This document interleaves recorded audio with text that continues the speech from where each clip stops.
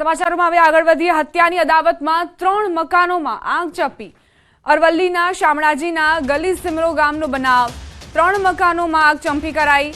ફાયરની ટીમે કાબુ મેળવ્યો છે। 13 દિવસ અગાઉ આધેડની હત્યા થઈ હતી। અદાવતમાં આરોપીઓના 3 ઘરમાં આગ ચંપી કરાઈ છે। હત્યા કેસના આરોપીઓ હાલ પોલીસ કસ્ટડીમાં। આગના બનાવ બાદ પોલીસનો કાફલો સ્થળ પર પહોંચ્યો। હત્યા અને આગ ચંપીના બનાવ બાદ ગામમાં પોલીસનો ચાંપતો બંદોબસ્ત ગોઠવવામાં આવ્યો છે। સંવાદદાતા હાર્દિક જોડાઈ ગયા છે વધુ જાણકારી સાથે। હાર્દિક, અંગત અદાવતમાં આ રીતે 3 મકાનોને આગને હવાલે કરવામાં આવ્યા છે, શું જાણકારી? દીપા, ચોક્કસથી જે પ્રકારે અરવલ્લી જિલ્લાનું જે શામળાજી પાસેનો જે વિસ્તાર છે, ગલી સિમરો ગામ છે, જ્યાં 13 દિવસ અગાઉ એક હત્યાનો બનાવ બન્યો હતો કે એક વૃદ્ધ માતાની આગળ જ એના પુત્રની હત્યા કરી દેવામાં આવી હતી। એ સમગ્ર ઘટનામાં 2 લોકોની પોલીસ દ્વારા ધરપકડ કરવામાં આવી હતી અને સમગ્ર મામલે પોલીસ દ્વારા હત્યાનો ગુનો દાખલ કરી અને કાર્યવાહી શરૂ કરવામાં આવી હતી। પરંતુ હવે સમગ્ર મામલે જે પ્રકારે હવે જે આરોપી ગામના છે, એ આરોપીઓના જે 3 મકાનો ગામમાં આવેલા છે, તેમાં ગત રાત્રિ દરમિયાન કેટલાક અજાણ્યા ઈસમો દ્વારા આ 3 મકાનોમાં આગ ચંપી કરવામાં આવી છે, આગના હવાલે કરવામાં આવ્યા છે। એટલે કે જે આગળનો બનાવ બન્યો ત્યારબાદ પોલીસનો કાફલો ત્યાં પહોંચ્યો હતો। ત્યારબાદ મોડાસા ફાયરની ટીમો પણ ત્યાં પહોંચી હતી, આગ પર કાબુ મેળવવાનો પ્રયાસ કર્યો હતો। સદનસીબે કોઈ ઘરમાં હતું નહીં, એટલી જાનહાની થઈ ન હતી, પરંતુ એક અદાવત, હત્યાની આરોપીઓની જે અદાવત રાખી અને આ જે સમગ્ર જે ઘટના છે તેને અંજામ આપવામાં આવ્યો છે। જી, આભાર હાર્દિક જાણકારી આપવા માટે। અમદાવાદમાં આજે નહીં નોંધાયેલી મદ્રેસાઓનો સર્વે થશે। અમદાવાદ શહેર અને ગ્રામ્ય વિસ્તારમાં આ સર્વે થશે। નહીં નોંધાયેલી મદ્રેસાઓનો આજે સર્વે થશે। તાજેતરમાં અમદાવાદમાં નોંધાયેલી મદ્રેસાઓનો સર્વે હાથ ધરાયો હતો। નોંધાયેલી 175 મદ્રેસાઓનો સર્વે કરાયો અને તેનો રિપોર્ટ શિક્ષણ વિભાગને સોંપાયો હતો। અગાઉ નોંધાયેલી મદ્રેસાઓના સર્વેમાં 15 મદ્રેસાઓએ માહિતી આપવાનો ઇનકાર કર્યો હતો। સાથે જ દરિયાપુરમાં સર્વે માટે ગયેલા આચાર્ય પર પણ હુમલાનો બનાવ બન્યો હતો।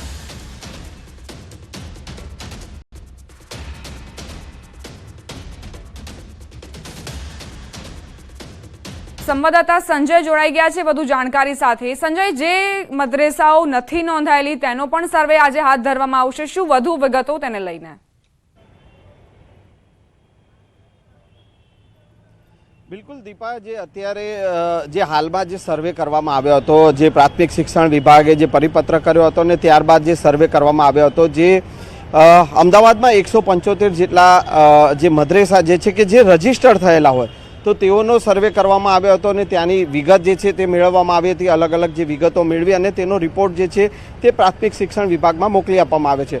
પરંતુ હવે જે સર્વે જે છે તે આજથી આ સર્વે શરૂ થઈ રહ્યો છે અને એ સર્વે જે છે તે જે મદ્રેસાઓ રજીસ્ટર્ડ થયેલા નથી કે જે નોંધાયેલા નથી એ મદ્રેસાઓનો સર્વે જે છે તે આજથી અમદાવાદ જિલ્લા શિક્ષણ અધિકારી કચેરી દ્વારા જે છે તે કરવામાં આવશે અને તેનો પણ એક રિપોર્ટ તૈયાર કરવામાં આવશે।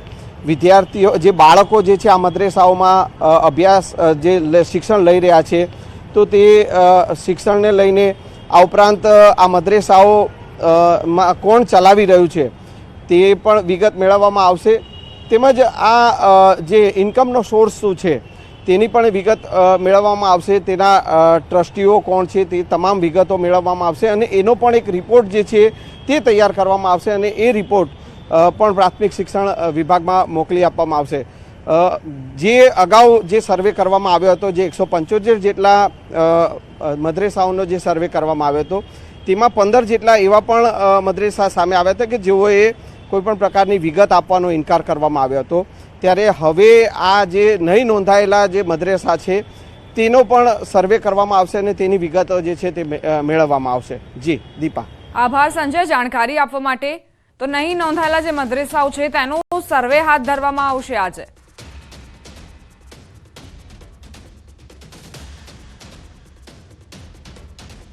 દિલ્હીમાં આજે નાફેડના ચેરમેન પદ માટે થશે ચૂંટણી। સવારે 10 વાગે દિલ્હીમાં ચૂંટણી થશે। 21 ડિરેક્ટરો ચૂંટણીમાં ભાગ લેશે। 2 ઉપાધ્યક્ષની પણ નિમણૂક કરાશે।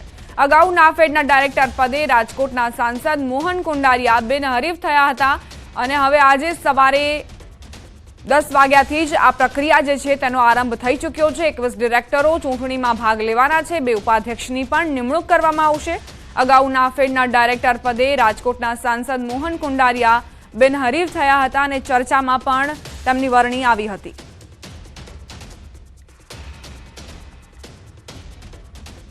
संवाददाता रचना जुड़ाई गया है हमारी साथ।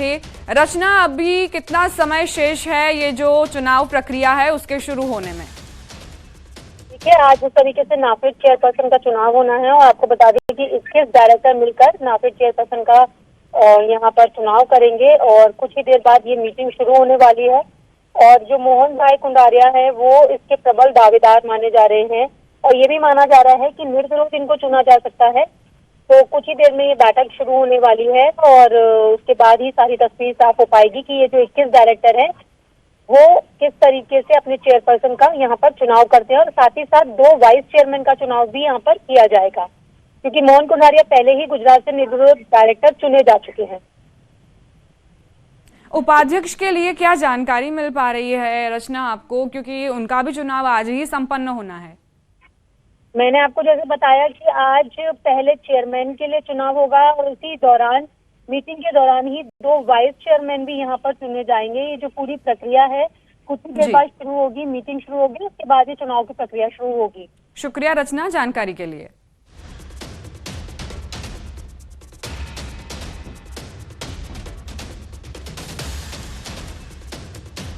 હવે આગળ વાત કરીશું પ્રીપેડ મીટર વિશે।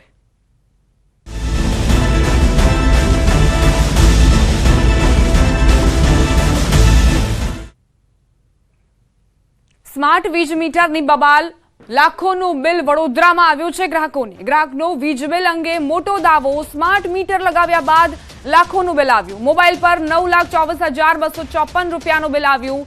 MGVCLએ 9,24,254 રૂપિયાનો બિલ આપ્યાનો દાવો કરાયો। શહેરના ગોરવા વિસ્તારના રિદ્ધિસિદ્ધિ ફ્લેટમાં ભાડાના મકાનમાં રહેતા મૃત્યુંજય નામના વ્યક્તિએ MGVCL પર મોટો આરોપ મૂક્યો છે।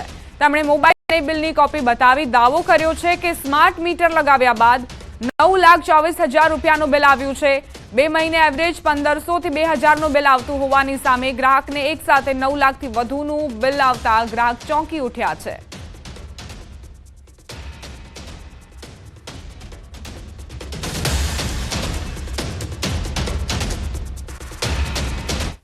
भाड़े रहता हूँ। मेरा एवरेज बिल एवरी 2 मंथ्स 1,500 से 2,000 आता है, पर इस बार स्मार्ट मीटर लगने के बाद मेरे पास मैसेज आया 9,24,254 का आउटस्टैंडिंग है। तो ये सरप्राइजिंग है, प्लीज़ इसको रिजर्व करें। संवाददाता हार्दिक जोड़ाई गया है વધુ જાણકારી સાથે। હાર્दिक, ભલે અધિકારીઓ એવો દાવો કરતા હોય કે આ જે સ્માર્ટ મીટર છે એકદમ સુરક્ષિત છે અને કોઈ જ વધારાનું બિલ તેમને નથી ચૂકવવામાં આવતું, ગ્રાહકોને નથી ચૂકવવામાં આવતું, પરંતુ આ જે ગ્રાહક છે તેમનો દાવો છે કે 9 લાખ કરતાં વધુ તેમને બિલ ફટકારવામાં આવ્યો છે। તો કંઈક તો એવું હશે કે જેની તપાસ થવી જોઈએ। બિલકુલ, જો સમગ્ર મામલે વાત કરીએ તો MGVCLના જે સત્તાધીશો છે, અધિકારીઓ છે, તેઓ પોતાની મનમાની જ ચલાવતા શરૂઆતથી સ્માર્ટ મીટરને એનો આ જીવંત પુરાવો છે। કારણ કે આ મૃત્યુદર ભાઈ જે છે તે ભાડાના મકાનમાં રહે છે। ગોરવા વિસ્તારનો એક સામાન્ય પરિવાર છે। તેમના ઘરનું લાઇટ બિલ એવરેજ 1,500 થી 2,000 રૂપિયા આવતું હતું, પરંતુ ગઈકાલે સાંજના સમયે મૃત્યુદર ભાઈ છે તેમના મોબાઈલ પર એક મેસેજ આવ્યો હતો। એ મેસેજ MGVCL તરફથી હતો અને એમાં લખવામાં આવ્યું હતું કે તમારું ભૂતકાળનું બિલ 9,24,254 રૂપિયા બાકી છે। આ બિલ જે છે તમારે ઇન્સ્ટોલમેન્ટથી ભરવાનું રહેશે અને પર ડેના 5,000 રૂપિયા। એટલે તમે વિચાર કરી શકો કે એક સામાન્ય વ્યક્તિ કે જે પોતાના ભાડાના મકાનમાં રહે છે તેને રોજનું 5,000 રૂપિયા લાઇટ બિલ જે છે તે MGVCLને ચૂકવવાનું આવે તો આ પરિવાર પર શું વીતી હશે। અત્યારે આ જે પરિવાર જે છે તે પોતાના વતન જે છે તે ચાલ્યું ગયું છે। અને ભૂતકાળની વાત કરીએ તો જ્યારે પણ નાગરિકો સ્માર્ટ મીટરને લઈને MGVCLની કચેરીએ રજૂઆત કરવા જાય છે ત્યારે અધિકારીઓ દ્વારા ઉદ્ધતાભર્યું વર્તન કરવામાં આવે છે અને પોલીસની ધાક જે છે તે બતાવવામાં આવે છે। એટલે આ જે મૃત્યુદર ભાઈ છે તેમનું 9 લાખ રૂપિયા લાઇટ બિલ આવ્યું છે, ત્યારે જે સ્થાનિક લોકો છે તેઓની અંદર ભારે રોષ જોવા મળી રહ્યો છે અને MGVCLની જે કાર્યપદ્ધતિ છે તેની સામે ચોક્કસથી સવાલો ઉઠી રહ્યા છે।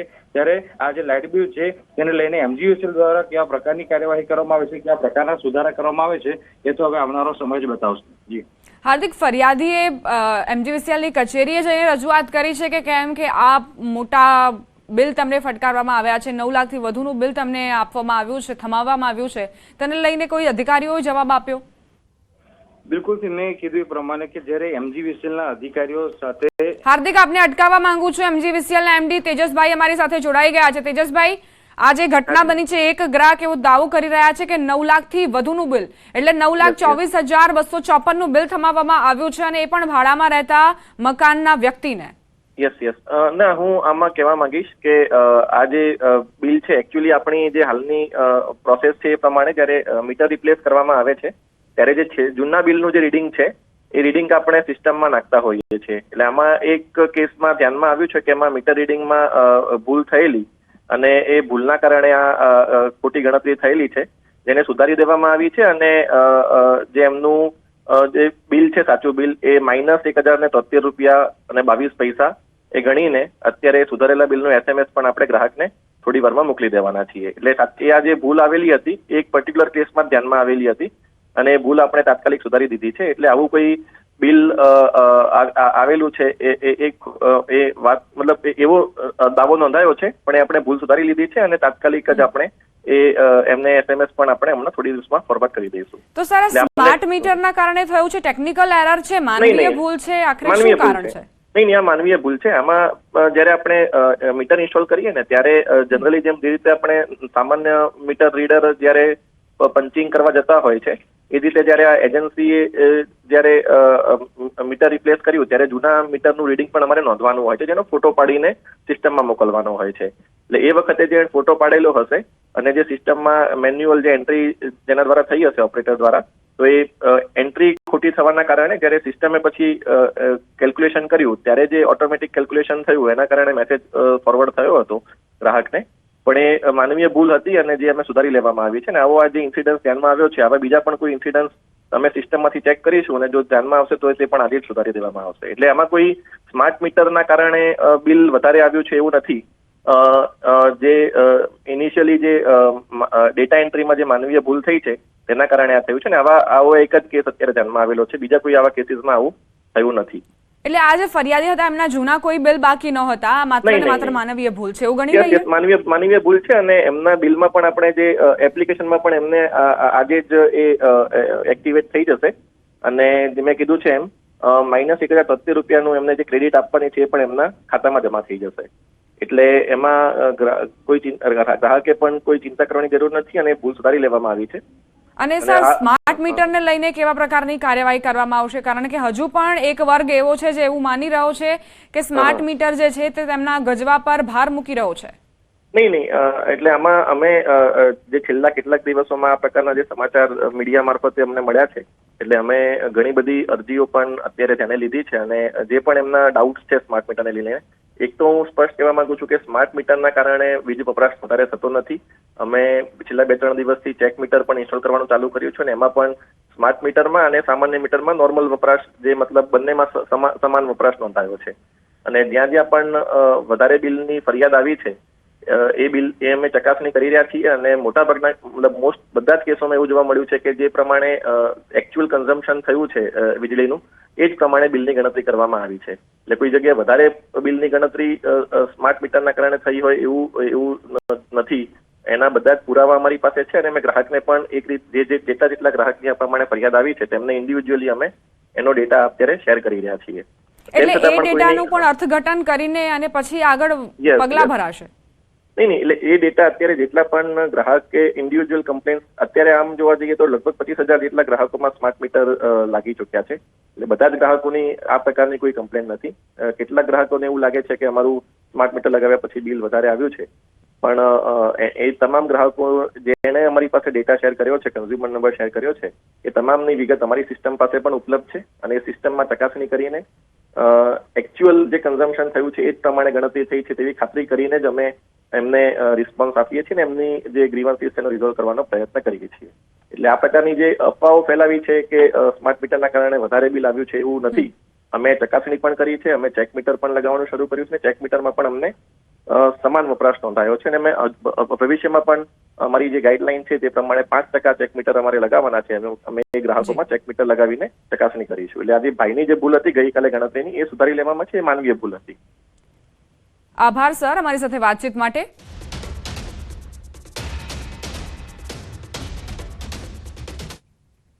વડોદરામાં હુમલામાં ઘાયલ ભાજપ નેતાનું સારવારમાં મોત નીપજ્યું છે. આ વાત કરીશું બ્રેક બાદ.